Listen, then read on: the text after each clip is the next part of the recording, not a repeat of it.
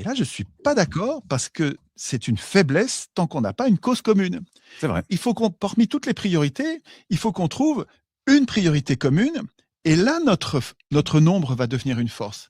C'est-à-dire que on se trompe quand on pense que le nombre est une force en soi. C'est pas vrai. Mmh. Si on est comme une fourmilière, alors une fourmilière, c'est un mauvais exemple parce que la fourmilière, elle est justement très organisée autour Oui. d'une cause commune. Mais si on est comme une fourmilière dans laquelle on a mis un coup de pied, c'est-à-dire que là, il y a plein d'urgences de toutes sortes parce qu'il y a Oui. eu un coup de pied. Donc il y a plein de choses à. Quand on est Oui. euh, Intéressant. quand on est dispersé sur l'un sur la finance, l'autre sur l'écologie, l'autre sur la constitution, l'autre sur la souveraineté alimentaire, l'autre la souveraineté sanitaire, et quand on est dispersé chacun sur son sujet, mais notre nombre, c'est une faiblesse, c'est pas une force. Hein. Alors que la priorité constituante, alors, je parle de ma chapelle, alors, Mmh. mais vérifiez que je me trompe. Et si je me trompe, eh ben, trouvons-en une autre priorité.